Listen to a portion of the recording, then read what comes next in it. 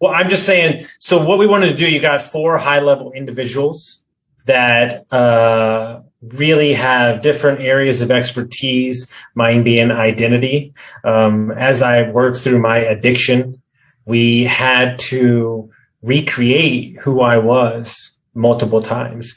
And one of the things I did, and I was going to share earlier, is I created a character that I wanted to step into. And we named that guy Clint Eastwood.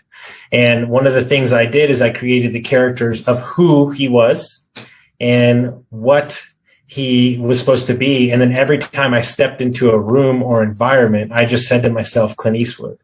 And what it did is I eventually removed myself from that other version of myself and stepped into this new light. And so we're going to be covering that during the talk, the 2-day workshop called Spark Your Greatness.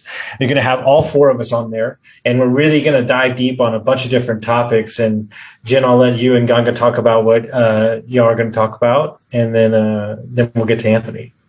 Great. Yeah. So I paused for a moment because we came up with so many different things that the letters in SPARK stood for. So that's what I was trying to find. So SPARK stands for success, performance, authenticity, resiliency, and knowledge. The tools that you will need to spark your performance and to have an amazing life and be unstoppable and resilient, regardless of how the circumstances or life goes.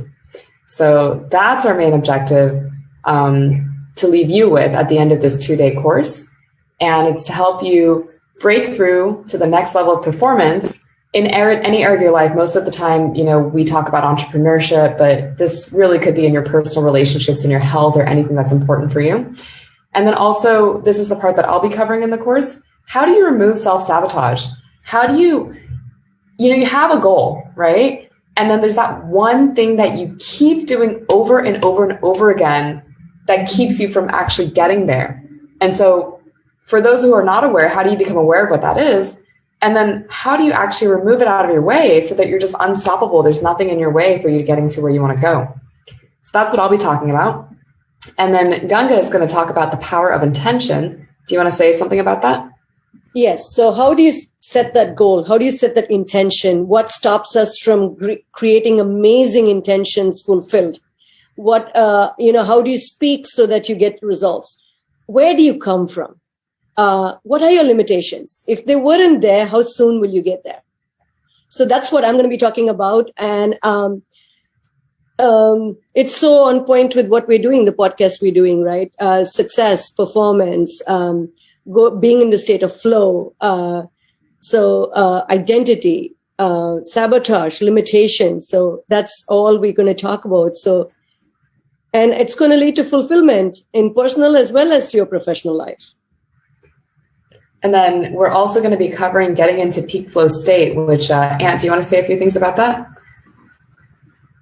Absolutely.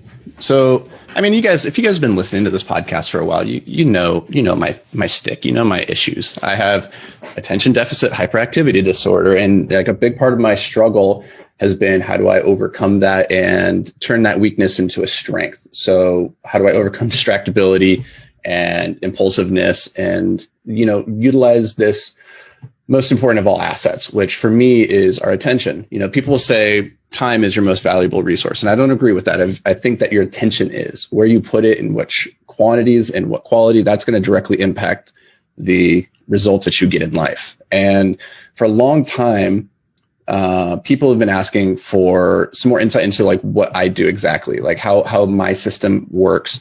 And I don't know if it'll work for everybody, but I think that there's commonalities between what I experience in the hyper-focused state and what everybody experiences in the flow state.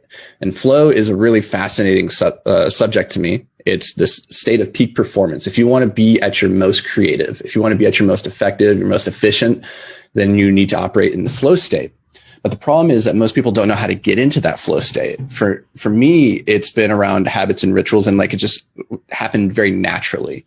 And so over the last couple of months, I've been working to try and systematically figure out what are those triggers that would allow people to activate and go into this state on demand.